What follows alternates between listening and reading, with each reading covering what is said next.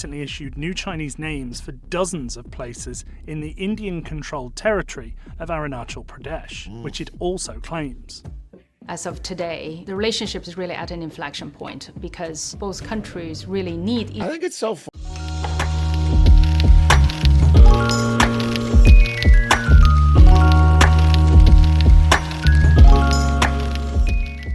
I don't fully understand it. We talked about this yesterday, but I don't fully understand the motivation behind a lot of these leaders for territorial gains like this, because the value of the land is so low. I'm not saying, you know, you should give up territory, but if you took the effort to agree on a line on a border and stick to it, the resulting trade boost from better, less tensions with your neighbor is going to be worth so much more than a few meters of ground. It's maybe it's a reputation, maybe it's an internal polling thing and you seem stronger to your people, but it feels so foolish because, you know, China and India having no tensions at all would be infinitely stronger for both of them. They would both be in a better spot. So how much is the land worth? How much is a few extra meters of land worth?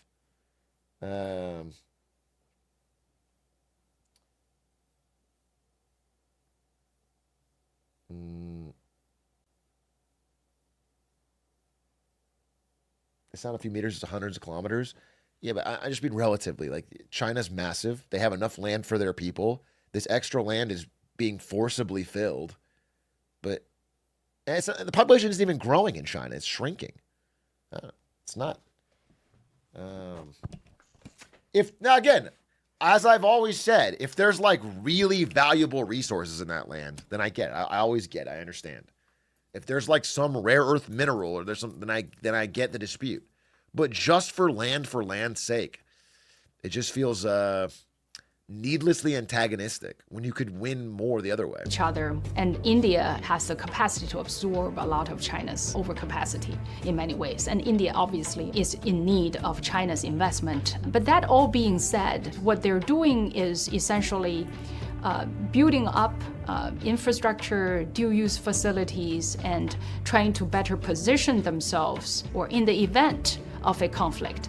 Despite both sides may not want wars, but miscalculation and misperceptions may eventually be a big problem. Interesting. Interesting. Very fucking interesting. Very interesting. Interesting. I'm interested. Hey, maybe you guys have more videos? Maybe you guys have more videos that we could watch. Videos?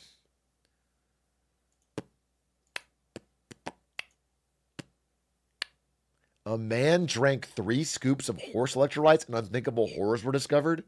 They made a video about Doug. Doug unironically been putting a little bit of horse electrolytes in his fucking drink. Not a joke. He opens the fucking tub. He puts it in his water. We've all told him it's crazy. He just is doing it. At least 3 separate times. I mean, he's doing a really small amount, but it can't be good for you. Nuja 2 official trailer 5 days ago, 5 million views. This is that English one.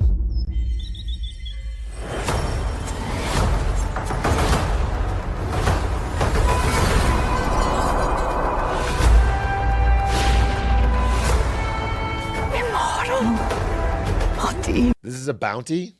They don't pay me for bounty. You think Dan Clancy pays me for bounties?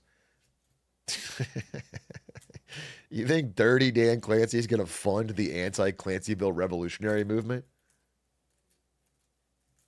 ACRM for short? You are my son.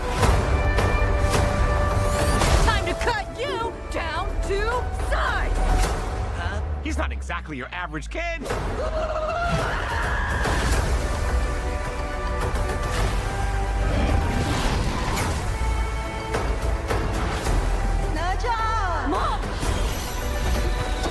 Holy. You must be brave. Walk your own path.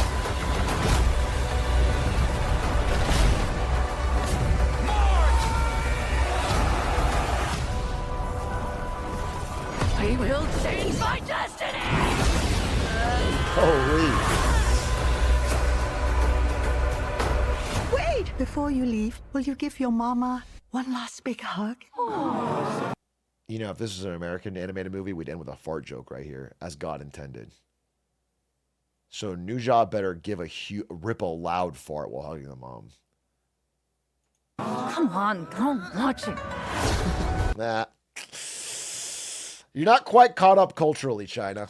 You're not quite. You don't quite have that Shrek-like magic.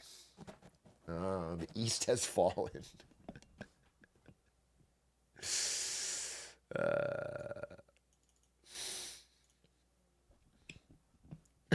That just happened. What happened to the Big A dub? I don't know what happened to it. I actually don't know. There was supposed to be a Big A dub. Community-made dub. I think it's a really hard project, to be honest. Maybe they weren't able to finish it, which is fine.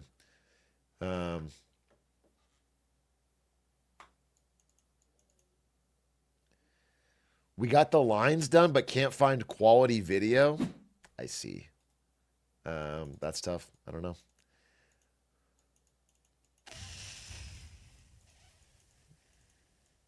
That's the dub right there. I'm fucking well aware. Thank you, Pasta Mystic. Thank you. When I heard them speaking in English, I figured it out. I'm talking about the fucking Big A community dub.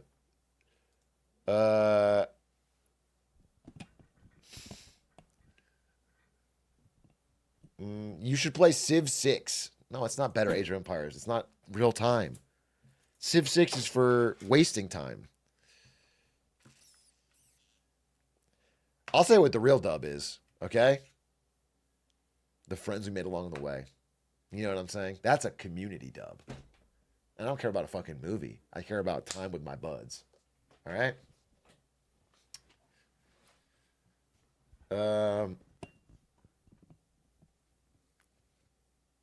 That's a stupid game. All right, give me another video. Let's see. A history of pizza. My hungry ass cannot watch this video. That actually sounds fucking tasty. A history of pizza? Okay, that's the leading right now. Let me keep looking. Maybe. We already watched this.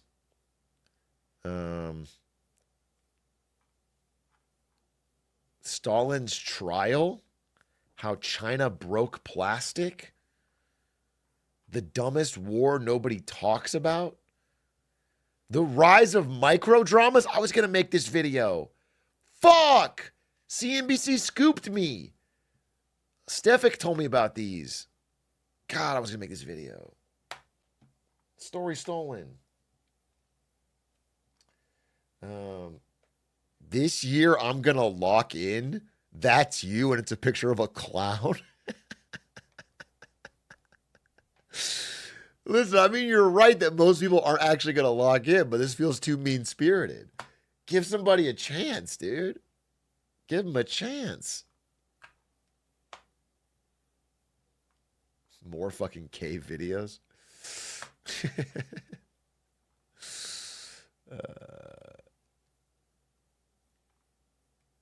What is happening in the UK? Asmongold TV? Based. I gotta know his 37-minute take. I gotta know, bro.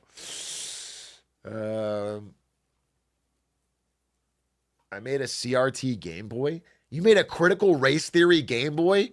You turned Game Boys woke? God fucking damn it. Gaming used to be my escape. You know what I'm saying?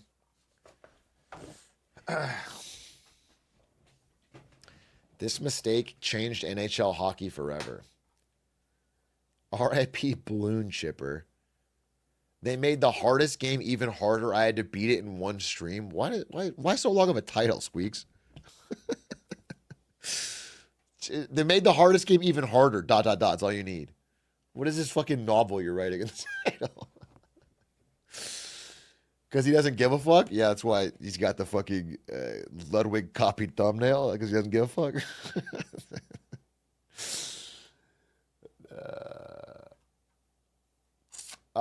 Trump's on the brink of a third nuclear age.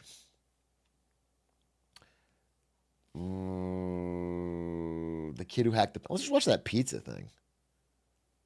Let's watch that pizza video. On God, dude. I want to know about the history of pizza. At least let me see if it's, like, well made. Pop quiz hotshot. What's the Pope's favorite pizza topping?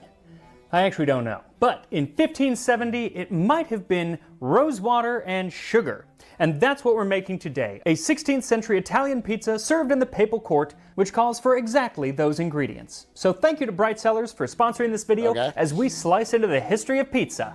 This time on Tasting History. Okay. Seems like a nice guy. So this recipe comes from the Opera di Bartolomeo Scappi, which I did an entire episode on, and I'll put a link up here in the corner so you can watch it, or I'll put one in the description as well. Sorry, one second. Let me make sure that I have the capability to order pizza during this if I get hungry enough. Okay? Let me just make sure I have that capability because I am a hungry boy. And I would hate to miss my chance. Order one random chatter of pizza. Haha, like me maybe, right? Hey, why don't you pick one random chatter? You can start with me. Ha.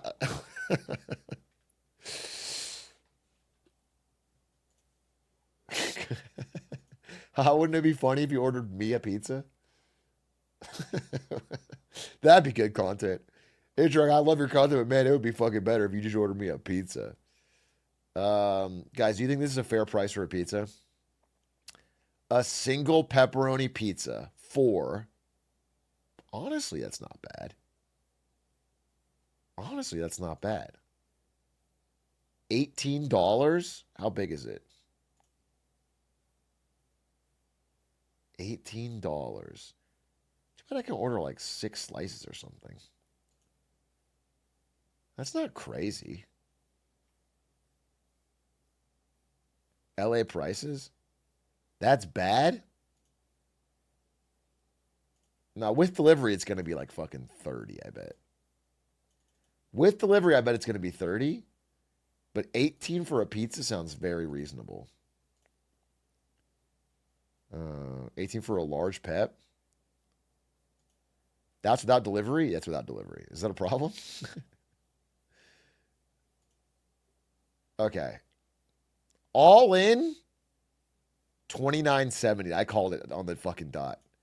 Yeah, $30. It's $30 to deliver. That's not bad. That's not great. But a large pizza? This is like not even, it's better than Domino's. It's not horrendous. LA brain rot, maybe a little bit, but that's actually better than I expected. The entire book is filled with recipes that are quintessentially Italian Renaissance, that kind of mixture of sweet and spice that our palate might just be like, what? And this one is no different. Per fare pizza sfogliata ad un altro modo. Another way to prepare flaky pizza. Bring together 3 pounds of fine flour and 2 ounces of yeast starter, 4 ounces of breadcrumb that is soaked in warm water, and enough salt. When the dough is made, let it rest, covered in a warm place to rise, as is done with bread. Then knead it again on the table for a half hour, adding in little by little 2 pounds of fresh butter. Knead until all of the butter has been worked into the dough and it has become soft. Split the dough up into... I'm gonna be honest with you, I'm such a bad cook. I can't tell if that is even remotely... 2 pounds of butter sounds disgusting. But I don't know. Like, all I hear is that restaurants always use tons of butter for everything. 2 or 3 pieces, and with each piece, make the pizza in a torte pan, which has fresh butter in it. Bake it in an oven with melted butter on top. Make several holes on top with the tip of a knife so it will not puff up too much. When it is nearly done, sprinkle with sugar and rose water. This pastry should be baked slowly and serve it hot. So does that sound at all like a pizza to you?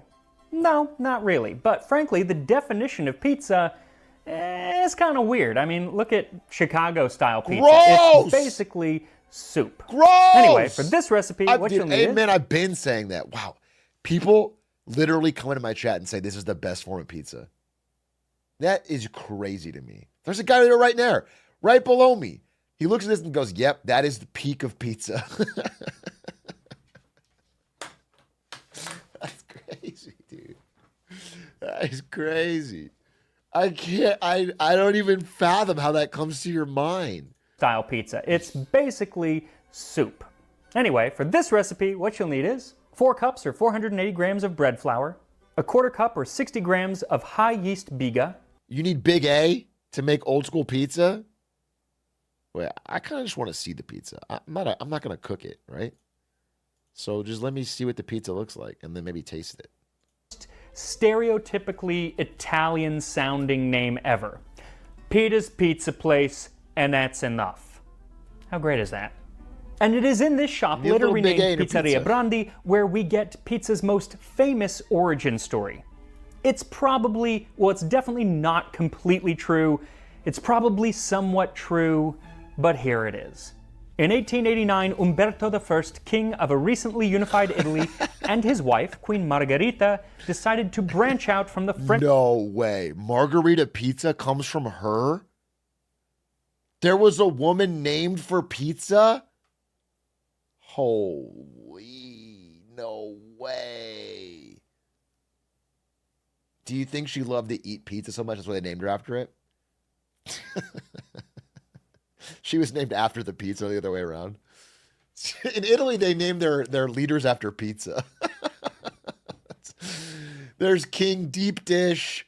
There's Triple Meat Baron. French cuisine of the palace, and headed to Naples, where they commissioned Raffaele Esposito, the then owner of Pizzeria Brandi, to make 3 pizzas. One with lard, one with fish, and one with basil, tomato, and fresh mozzarella. That's so funny. Hey, let's make one with dog shit, one with cat shit, and one with like tasty toppings.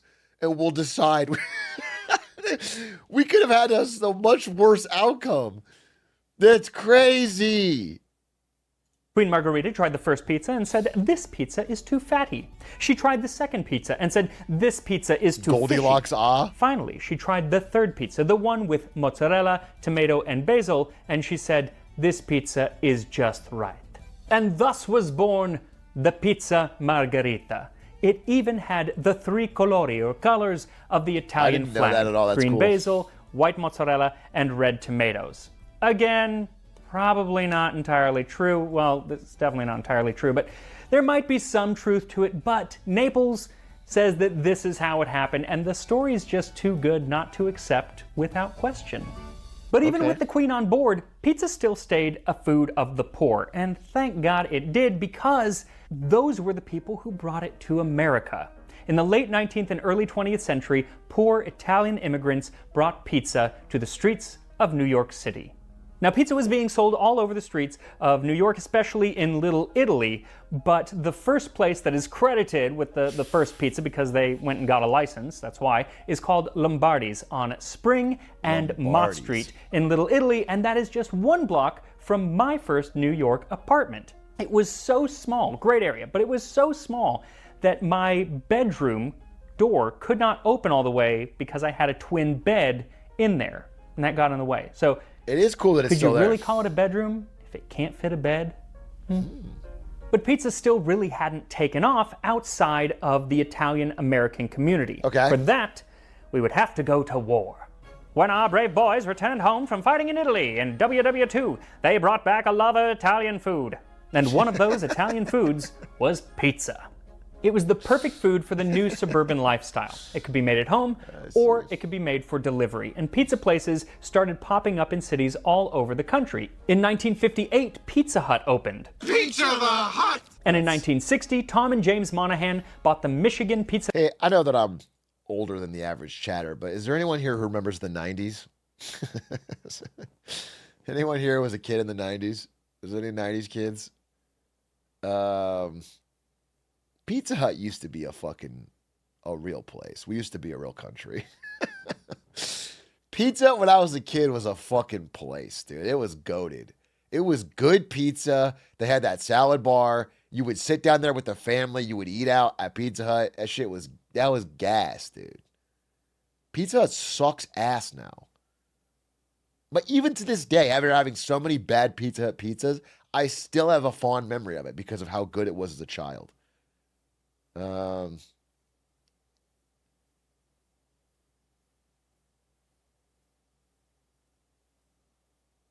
Referencing the 1900s is crazy.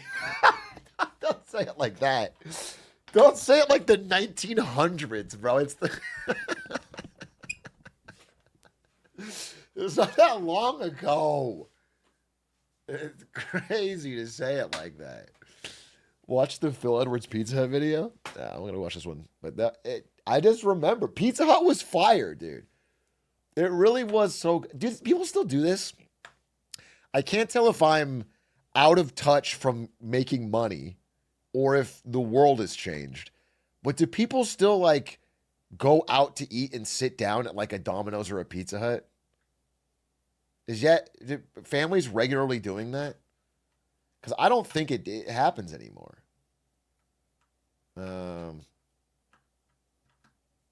For pizza, no. I feel like everyone's doing takeout now or drive-through or...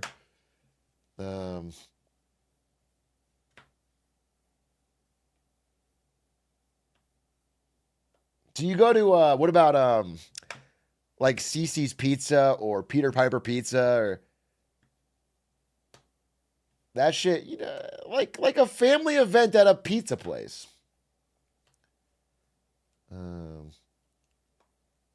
Third places, fucking unk millennial talking about third places.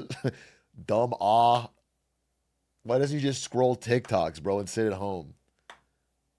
Is that like TikToks? Shut the fuck up. I don't know. Pizza is the source of many fond childhood memories.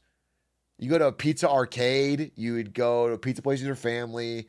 It would be like, it's like a low cost way for the family to go out and have dinner. Dominic's and changed the name to Domino's. This is also when frozen pizza was becoming popular, and I do love a frozen pizza. To this day, I cannot do Halloween. Halloween has to stop. I have to check. Is Peter Piper Pizza still in business? Peter Piper Pizza. Oh, it's still in business. It's cooking. Oh, you guys don't know about it because it's Arizona. It's Arizona, California, New Mexico. I didn't know. I didn't know it was only a Southwest thing.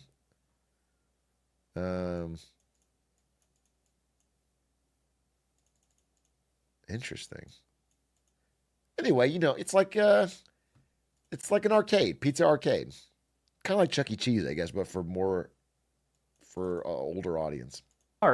With a Red Baron pizza. I do not know why, but every Halloween I eat myself an entire Red Baron pizza all by myself, just as I did when I was a little kid. I was a chubby kid. I was a big kid. I wore husky pants, but man, I do love a Red Baron pizza. I only do it once a year now, though. What's interesting is that back in Old Italy, pizza still hadn't really gotten out of Naples and a few other places like Sicily. But when American tourists started showing up in Italy and they wanted pizza and Pisa, the other parts of Italy had to step up and start making their own kinds of pizza. And it didn't go great at first. Some of the country was so bad at mimicking Neapolitan pizza that the city of Naples founded AVPN, or the Associazione Verace Pizza Napoletana, which laid the groundwork for what makes pizza pizza. But I think that it was a little too late. The cat was already out of the bag, because here in America we were making sushi pizza and pizza bagels, and we had really done whatever. Pizza bagel is one of the greatest inventions of all time and one of America's greatest cultural contributions. So watch your fucking tone, okay? I like the video so far, but if you're going to talk shit on fucking pizza bagels or Totino's pizza rolls, then you've got another thing coming. Whatever we want with pizza. Heck, you could even come over to my house later tonight and have your... Did you last eat a pizza bagel? I visited my little brother in Arizona. This was within a year.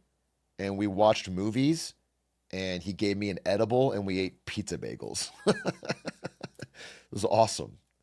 It was awesome. So, that was fucking great. Yourself a pizza with